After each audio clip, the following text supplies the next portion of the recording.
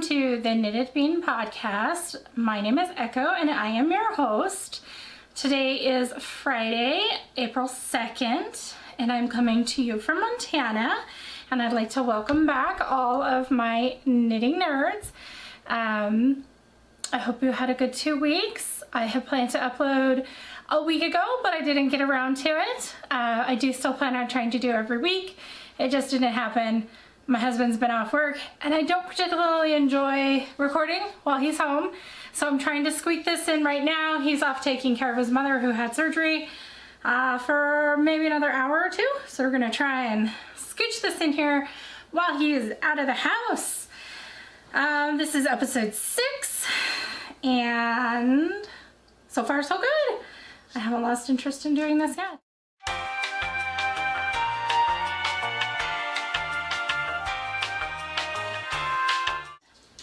It is ridiculously sunny here.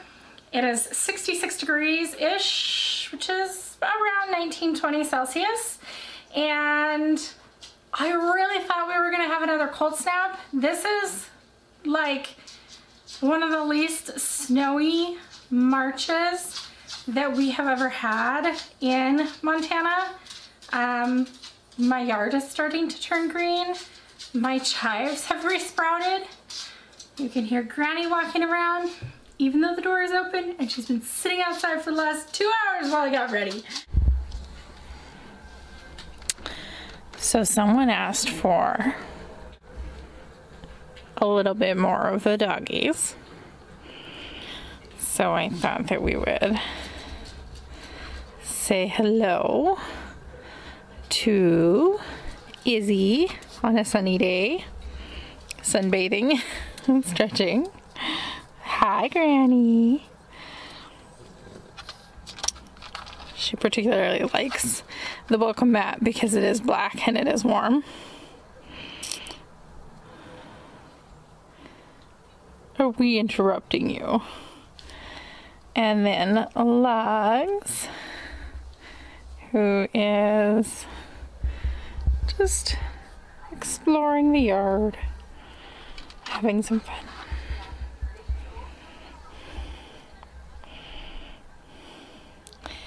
So there's some doggies for you today.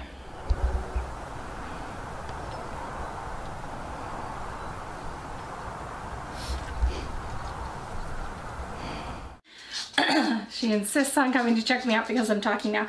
So I don't know, maybe we won't get another cold snap, but I really thought that we were going to. So because it's so warm, I'm not drinking tea or coffee. I'm drinking Diet Coke because that is one of my regular staples. Especially when it's warmer. So for the last 2 weeks, I have been gaming and I have been knitting. I even did a little bit of writing. So we'll talk about that towards the end. Because I've been gaming, my podcast queue of what I like to watch is a little bit out of control. I need to get caught up on that. I watched a few of them last night, but I think I only made it through like 3, so not too much. But I have gotten a lot of knitting done. Unfortunately, I have 4 of those, but I only have 2 to show you because the other 2 were gift knits that I sent away to a friend. And I will insert some pictures of them instead. Also, I did get a new mic. Before I was just recording with the onboard mic on my Canon. I record on a DSLR in case anybody's curious because I do photography, and so that happened to be what I have. I suppose I could use my phone, but honestly, I'm more familiar with a DSLR than I am with a smartphone, so it was just easier for me. And I picked up a external mic for that, so you'll have to let me know down in the comments if it's better, worse, if it needs tweaking. I am hoping that it won't come off so loud because the editing software that I have makes it really hard to like just turn the overall volume down. You can turn the volume down on specific segments, but it's only at a point in time. So I'm hoping that this helps a lot. I'm also hoping it helps, you know, it's got a pop filter, and so I'm hoping it helps with it. And so we'll see how that goes. So let me know. So 4 FOs. The first FO that I have, and like I said, I'll put a picture in up here. These were a pre-test knit, kind of, that I did for a knitting buddy of mine. She goes by, I always want to mess this up now, DMA Wonker on Ravelry and Instagram, and I'll link both below because I know some people can't get onto Ravelry. She's kind of dipping her toes into sock designing. She wanted to design some socks based off Witcher and then some other things. So she had asked if I would test these out for her. So I tested out a shorty version. There's 2 versions, one with like all over color work and then one with color work at the toe and the ankle. And I did the toe and ankle one, and was able to give her some good feedback on those. The name and the release date is to be announced. So if you are interested in these, I would give her a follow either on Instagram or Ravelry or both. And then you will definitely be hearing about those when we get a little closer to the release date. They were super fun to knit, and I think they came out really good in these yarns. I used my Farmer's Daughter Fiber Sock Squad month of March for it, which was Running with the Wolves, which was a high wood sock, an 80/20 base. Sorry, my throat is really dry today. I've talked about the sock squad before. You get 3 different bases on rotation. One is an 85/15, one's an 80/20, and then one's a yak base, a yak sock base. So then, you know, because I just played Yarn Chicken the other day, a couple weeks ago, with my other one, I wasn't gonna do it again. So I used an Undercover Otter strain sock mini that I had from the Halloween calendar last year called There's Only Zool. And that's the purple heel and toe. That way I would be sure that I had enough gold contrast color, because that little gold was the mini that came with the sock squad. So, and that was it. So those are gifted. They went off to a friend along with my next FO, which was another Loopty Hat, which is by AbbyeKnits. It's a $5.50 pattern. I bought it right when it came out, so I had a bit of a discount. So for this, I used some Audine Wool's Calm, which is a knit crate wool in the colorway Reflection, and it was a DK. I signed up for it. I went ahead and got 1 box. I'll be honest, I was not that impressed. And maybe I'm a yarn snob, but I mean, I buy cheap yarn too. You'll see I've got some acrylic going on. I got a couple $9 yarns today going on that you'll see. But it was, maybe it's just rustic and I'm not into the rustic wools, but I don't know. I mean, I've got rustic wools that I like. Maybe it was the combination of rustic mixed with mohair and like, I don't know. So it was a 80-10-10, but it wasn't an MCN. It was Peruvian wool, silk, and mohair, which just seemed like a strange blend to start with to me. And it looked very hairy. Like, it just, when I was working with it, I constantly felt like there was cat hair in my work, you know?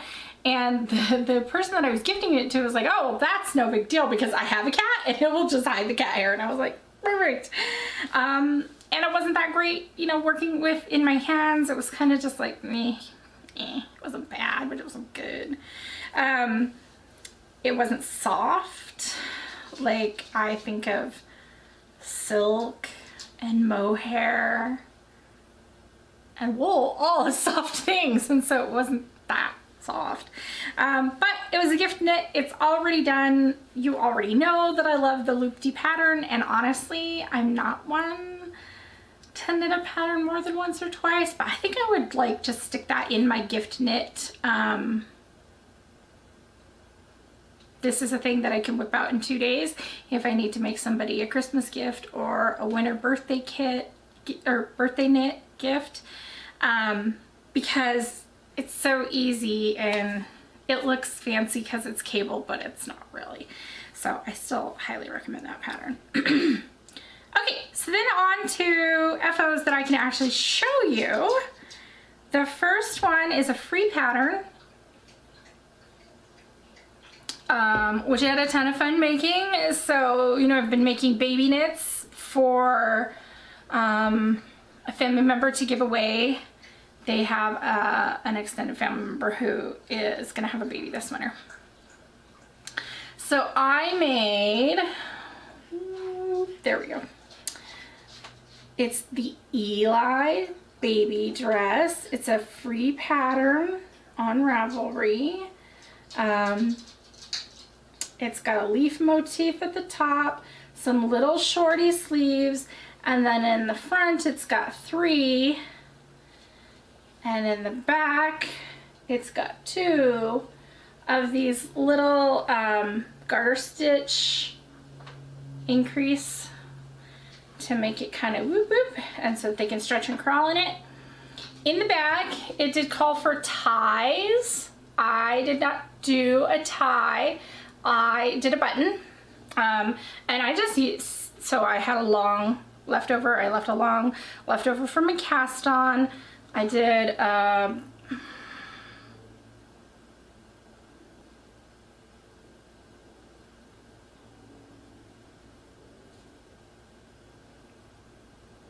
probably a backward loop cast on. It's not a German twist cast on. It's not stretchy enough. So some more structured cast on that I can't actually tell at the moment, and I don't remember. And I left a long tail. And then I used that tail and a crochet hook, and I just chain crocheted and wove it back around and sewed a little button on, and we're good to go. The one downside to the pattern, the only downside to the pattern as far as I'm concerned, is it only comes in one size, and that is 12 month. So if you've got a baby that's gonna be 1 year in the summer, lovely. If you've got a baby that is gonna be 1 year in the winter and you wanna pair it with some tights, lovely. But it's only gonna go on a 1-year-old baby. And I do think it's probably, it says 12 months. I do think based on the sizing, you could go, I kind of cut it a little bit short. I think I could have gone 1 more round, but just, I wanted to stop right at the end of the ball. If you made it a little bit longer, I think you could make it go a year to 18 months, just because they're not going to get a whole lot wider. They're only going to get taller at that age.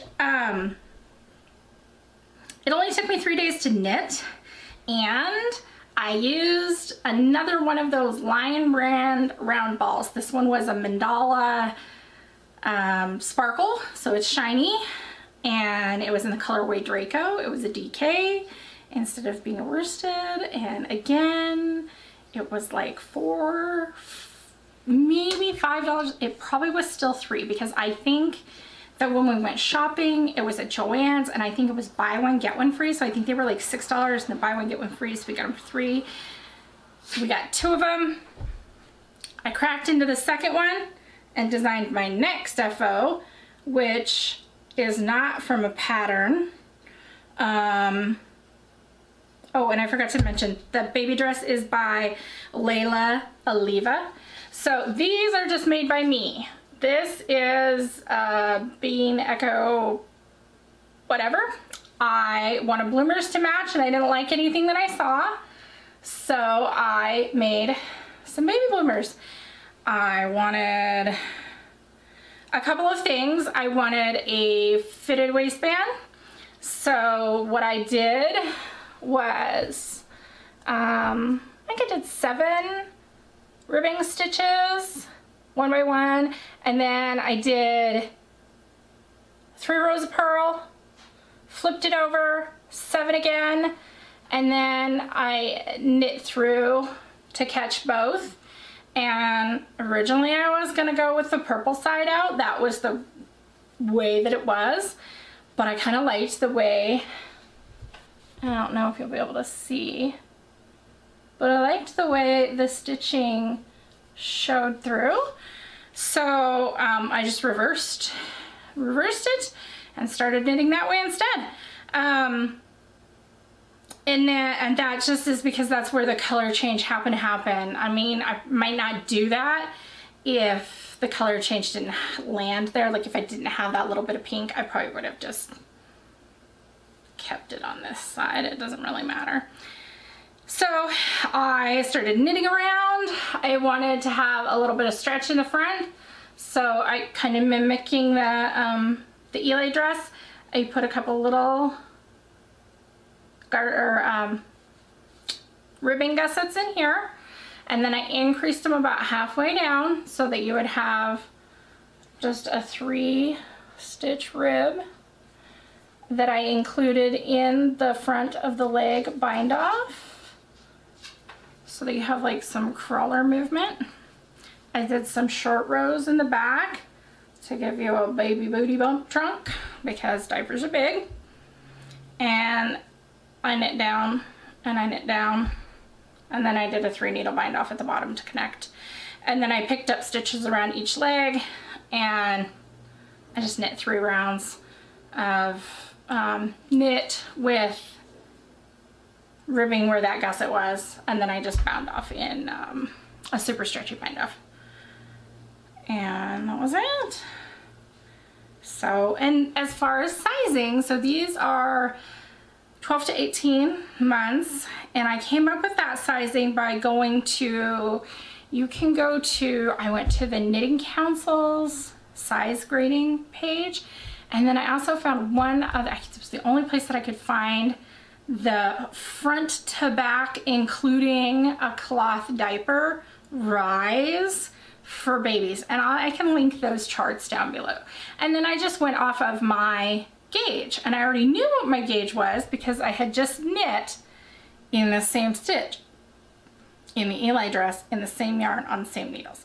The only thing that I would change different, and I don't know why I didn't think about this the first time, I should have done my ribbing at the top on a 5 or a 6 instead of a 7 like the rest of it. I mean, it's still gonna be tighter than everything else, but I would have liked it to be even tighter just to make sure it stays up. So that makes a matching set for those. That's my 4 FOs.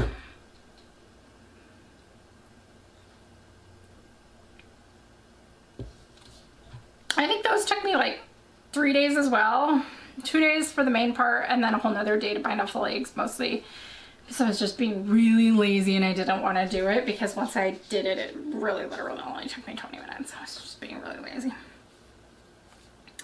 So that's what I have for FOs. I was productive.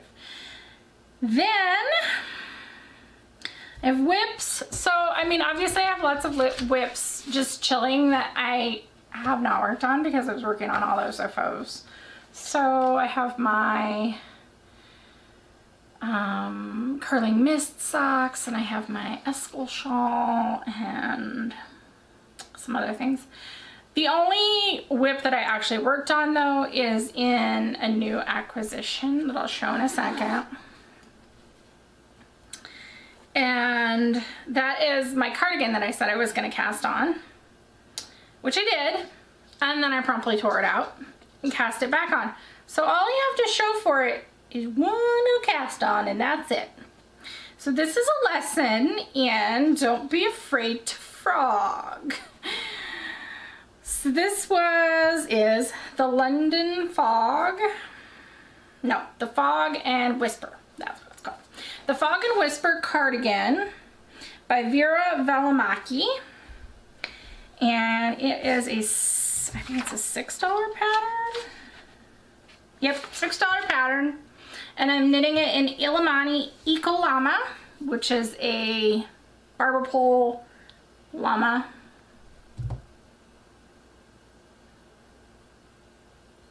alpaca. I see llama alpaca. I have a problem.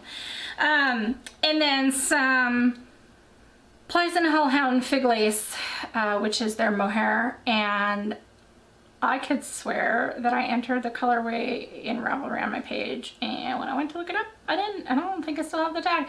So from what I remember, I think it was something pumpkin-y, like Pumpkin King or Harvest King, or it was like a clearance. I'm getting rid of this colorway because it's a fall thing, and I bought it in like December. So shit, I can't remember, but I really like it. And I had knit, I did a good like 2 inches with the increases, the raglan increases. And you know, when you look at everybody's project pages, they are, a lot of them are reversed because it's all pearls on the outside with pearl raglan increases. And a lot of people said they didn't like the way the pearl raglan increases looked. And I don't like the way the pearl raglan increases looked either. So I thought, oh, okay, well, I'll change those to knit raglan increases. But I kind of liked the way the pearl looked on the outside in their yarn. And I don't mind purling. I know a lot of people are not a fan of the pearl. I could purl or knit either way. It makes no difference to me. And I know that sounds really strange to those of you that hate purling, but I can get just as in the habit of purling and like whip through like an entire purled hat or something fairly fast, to the point that then when I go to knit, I'll accidentally purl instead. And that can be a problem. But when I got working on it after like 2 inches, I realized 2 things. I didn't like the way the knit side, or the purl side with the knit raglan increases looked. And as much as I liked the way the purl side looked on their yarn that they chose, and as much as I liked the way the purl side looked in my yarn, I actually like the purl or the knit side better in my yarn. And the purl side in my yarn kind of looked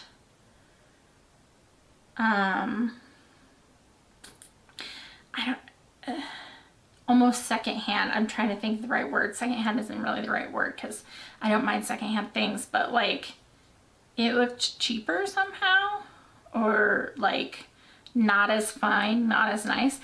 And so I set it aside for like 2 weeks, almost 2 weeks, really thought about it, and then decided, you know, it's the first garment that I'm making for myself. I really want it to be what I like, and there's no harm in just pulling the whole thing out. So I pulled out the whole 2 inches of the shoulder that I had done, and I recast on, and I'm gonna do completely reverse. I'm gonna go knit side out with knit raglans, and I think that that's what I will like best. Which coincidentally is what a lot of people's project pages had done. And I knew that, but I guess I needed to see it for myself, because I thought, well, but I really like the way theirs looks, and theirs was purl side out. But their yarn was not a marled yarn, and mine is. So, lesson learned. So that is my one whip that I've actually worked. I mean, I've put a few rows on my curling mist socks in the last couple of days. I've got a couple pattern repeats and stuff, but not worth showing. Okay, so acquisitions, of which I thought I had a lot, and then I went looking, and I really have a lot. Because we got our stimulus checks since I recorded last, and I bought a ton of things that I needed, like groceries and things like that, but I also allotted myself some yarn money because I can't work, and I pretty much sit around and knit and take care of the dogs and get up and do the laundry in between. because I can't do it all at once or I would run out of air. So knitting is like the thing that keeps me sane. So I look at it kind of like it's cheaper than therapy. So with my allotted amount from my stimulus check, I bought a couple things. I bought 2 skeins of, because I really do like Illimani, I bought 2 skeins of Illimani. It's a cotton baby alpaca 85-15, and this is going to pair with something that I've already got, which is a brownish orange lace weight from Just Mon Chef that came in my surprise bag, to make a summer tee for me. The pattern that I'm going to use is called the Diaphanous Raglan, and I saw it on Fiber for the People. And it's just kind of a pattern that you can adapt in a whole bunch of different ways. Like a whole bunch of different ways. It's a crop top, which is not really my jam because I don't want my fat roll hanging out. But I do have some high-waisted, like, they're not really stretch pants, but they're kind of stretch pants. And then also, I think, so this is 800 yards here, and then the lace weight is a little over 800 yards. And the way that it works is you hold it together for the central portion of the tee, and then the arms is just the lace weight. And the way that I want to do it is kind of like a baseball style tee. It's a V-neck, and so I'll just have like a cap sleeve. I think doing it that way, I should be able to get it maybe like 2 inches or 1 inch longer than what the pattern shows. And that should give me enough that, combined with my high-waisted leggings, that was the word I was looking for, or God forbid if I ever find some high-waisted jeans again, I had a pair but they died, then it will look really cute with those. And also, this is like the softest linen, cotton, anything ever, and it's got to be the alpaca, and this is why I love alpaca so much. But it's, you know, it's so much cotton in it at 85% that it won't stretch, hopefully. Which my cardigan that I'm making will stretch, and I'm okay with that because I'm making a 2XL, and that's kind of on the tighter side for me. So I'm alright with the stretching. And then, again with the Illimani, I've been eyeballing this for so long. I saw it on somebody's podcast a long time ago. I don't even remember. And I was just like, I want some of that. I don't know what I'm going to do with that. But I got some Amelie Navy. And this is silk, baby alpaca, and merino. It's 56/40 and 4%. So this is one of those like chain yarns that it's a chain with the other stuff blown through it. And I've worked with the chain yarns before and I do like them, but I will say they don't mix well with another yarn. Like maybe they would mix well with another chained yarn, which I have some neon green chained yarn. It's a different brand, but it's still chained like this. And that's a thought. I could maybe pair the two of those together, but I don't really know what I'm gonna do with this. This was just, it's a yarn that I've wanted for like 6 months. It's not even terribly expensive. It's not terribly cheap. It's mid-range. It was $18. And it's DK 164 yards. It's probably worsted weight. It doesn't really say, but that's what I would peg it as. And I don't know. So it's just something that I really wanted and I want to put in my stash and have when I have. So another thing that I bought was a pretty, and it's little, Delicue bag.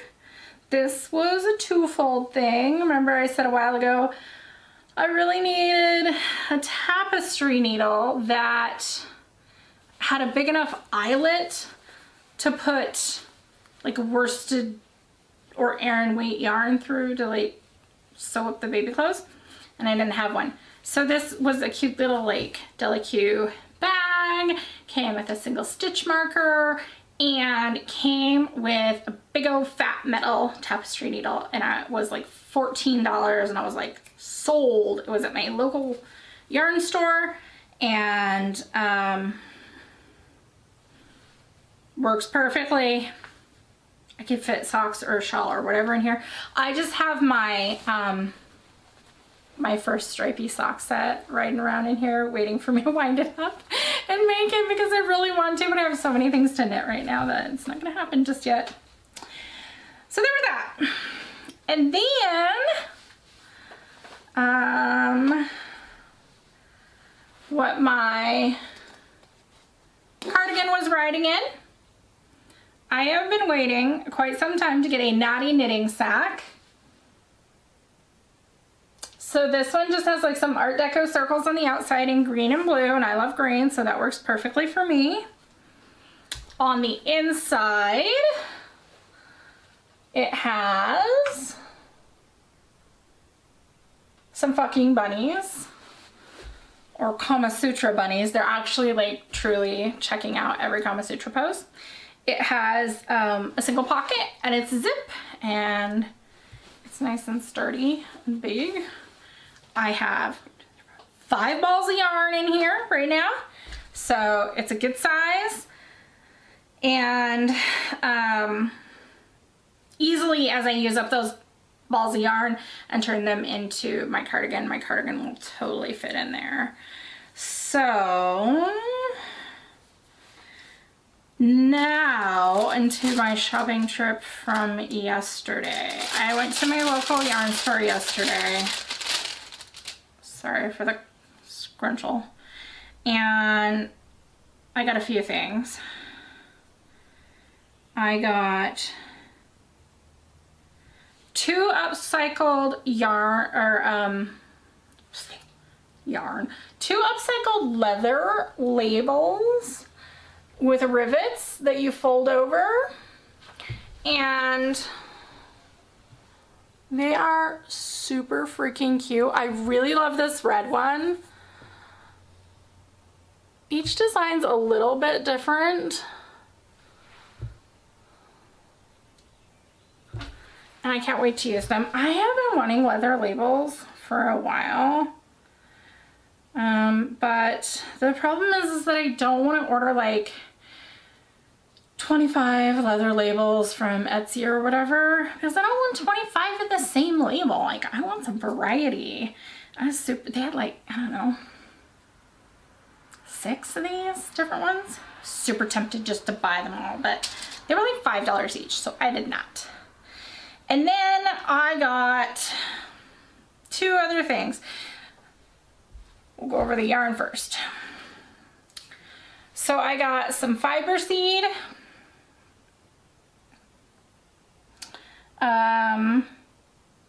stone-washed Sprout DK, some Barocco vintage DK vintage lapis, and some Rowan Alpaca Classic in the Eclipse colorway, because I'm gonna make a Snuggle is Real for my nephew for his birthday, and I needed it to be washable, so I needed superwash stuff. So of the 3 of these, the only one that's kind of an expensive one is the Sprout DK, and I do really like fiber seed.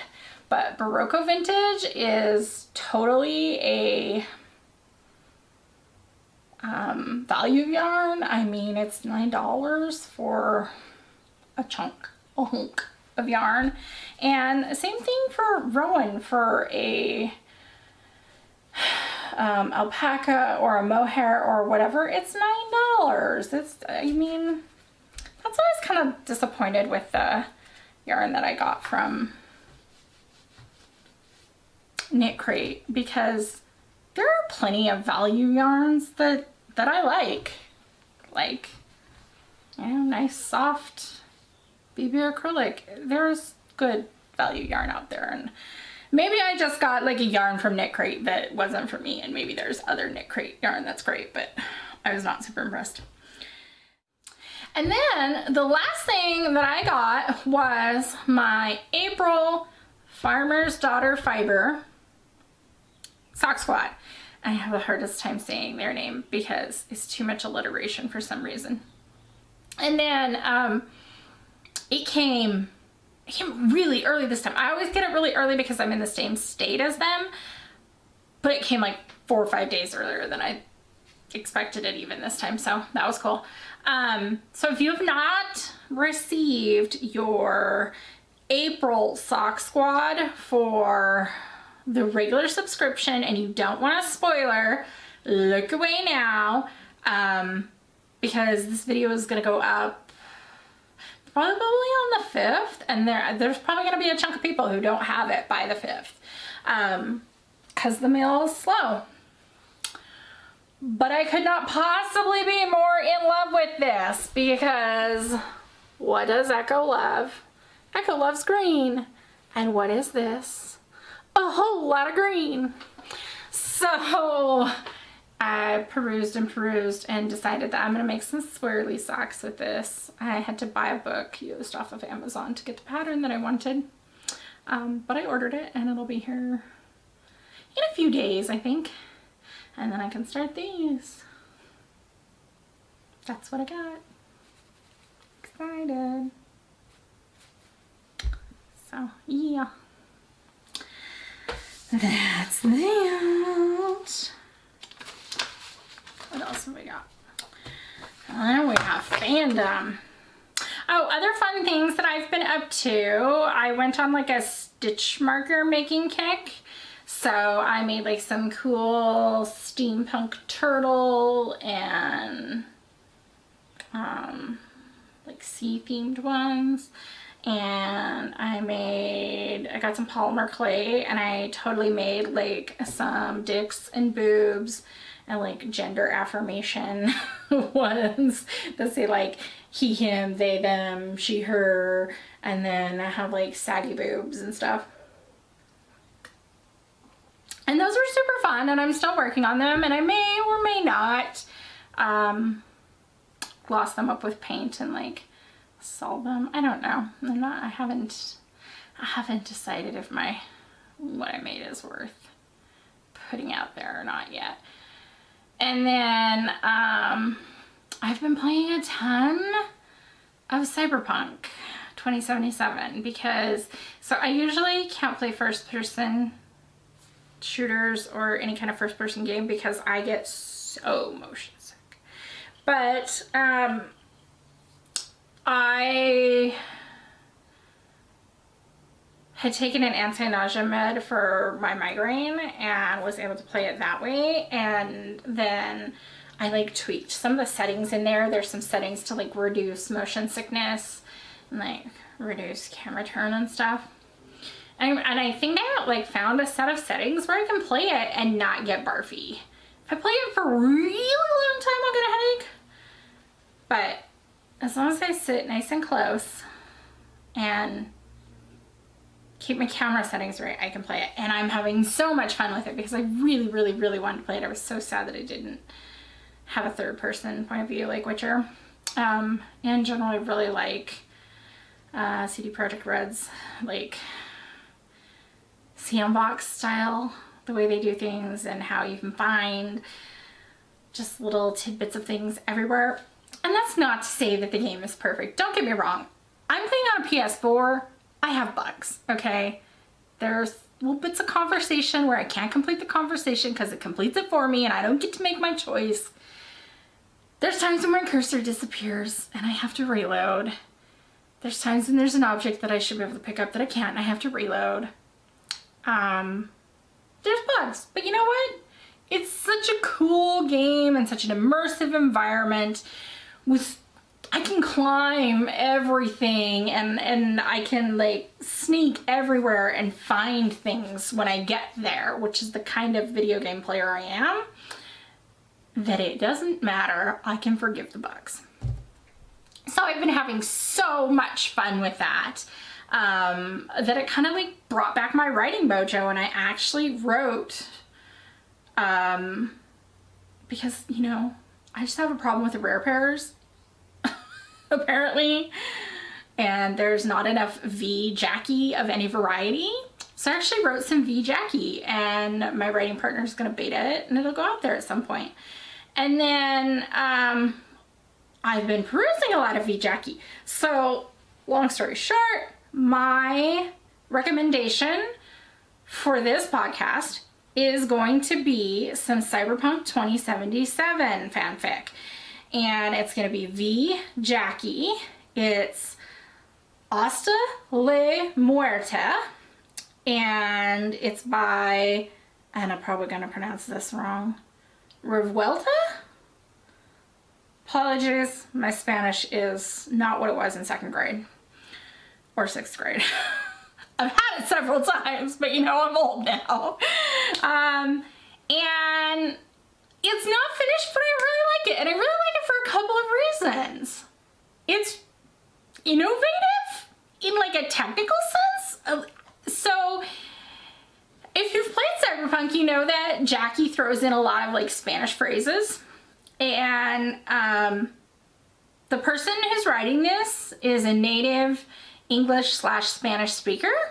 And so they're using the things that they've picked up in their life to throw in and pepper their story with Spanish, just like Jackie does. And so it comes off really naturally. And I love that, because one of the things that I really like in fanfic, and I don't think I've ever mentioned that before, is when they use foreign languages here and there. Whether it's a made-up foreign language like you would find in Witcher or Tolkien, or any work like that that would have a made-up language, or whether it's a real language like somebody who is writing like a spy fanfic where somebody's in, you know, Barcelona and they're using like French, or they're in German, or, you know, anything like that. And so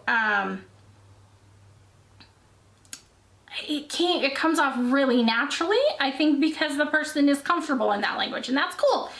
And it gives it a chance to shine. And then what's so innovative about it, and I've never seen this before, is the way that they have the translations. You know, you only have a couple way of doing translations when you're writing. You can put a footnote and have people click the footnote, and it'll run them down to the bottom, and the footnote will tell them what it means. Or you can say translations at the bottom, and they can read. They can try and remember what was said there, and then scroll all the way down to the bottom on their own and see like, oh, this word means that, right? They're all kind of clunky. This person has like grabbed the whole use a bit of HTML and skins and things like that in AO3's Creative Control by the horns, and made it so that when you're reading, you know, you naturally have a space in between the paragraphs. And so you have like Jackie talk, and he'll say something in Spanish, and then you have a space, and then you have V talk. In that space in between the paragraphs, they have hidden the translation in white, on white. So that when you highlight it in blue or whatever color your highlight is, so like you're gonna copy something, it shows up as white text. So, you know, he says Hasta Muerte or whatever, you highlight the space in between the two paragraphs so it's right there, so you don't have to bounce down and back up, and it tells you what he said. But if you already know, if you've memorized, you know, what amigo or whatever means, then you don't have to highlight it, and you can just keep going. And it's such a cool new way that I'd never seen of somebody using to show what a translation means, that let you read more like without having to like break out of what you were reading to look at the translation and then go back. And so it just kind of keeps you in the streamline of what you're reading so much better. And I thought that was really cool. The other thing that I thought was really cool is they're doing all of this and it's their first posted fanfic on AO3. And I don't know, maybe they've posted on other sites, or maybe they have posted under another account or something before, but maybe they also haven't. Maybe they just really deserve the kudos for this being their first try at something, and they're just real good at it. The story is not done yet. They started it in January, so it looks like they started it right when they started playing the game. And in the last update was March 29th, so very recently. It's got 8 chapters. So they are doing frequent updates, and they don't say how many chapters it's going to be out of, but right now it's at 20,000 words. So 20,000 words in 3 months, that's pretty good, and it's not too like long that you can't catch up with it. Kind of like my last one was like a mammoth of novels that if you didn't want to commit weeks to, it was going to be hard. It is rated E. There's some very light smut in it right now, not heavy. Everybody's clothes stay on. There's lots of feels and a little bit of angst. It's revolves around a female V, although gender is like played with, and V definitely uses their gender for power in a lot of ways, going both directions. And kind of that young goofy Jackie in the way that like he's 30 but he still hasn't figured out life, which is kind of cool. And it features Mama Wells, which is always cool. So that is what I have to recommend. Again, the fic is called Hasta la Muerte, and it is by Revuelta. You should definitely check it out. I will put the links down below.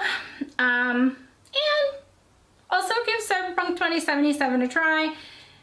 If you absolutely are that person, like my husband, who cannot handle a bug at all, maybe wait a little bit. But if you can handle a bug in the grand scheme of a game, give it a try, because I have yet to run into a game-breaking bug. The worst that has happened is I have to reload for my last save, and it frequently auto-saves, so it's not like you're losing anything. It might be a slight inconvenience at most. That's what I've got. Let me know what you think if you have played Cyberpunk 2077, if the bugs are too much for you, or if you're enjoying it anyway.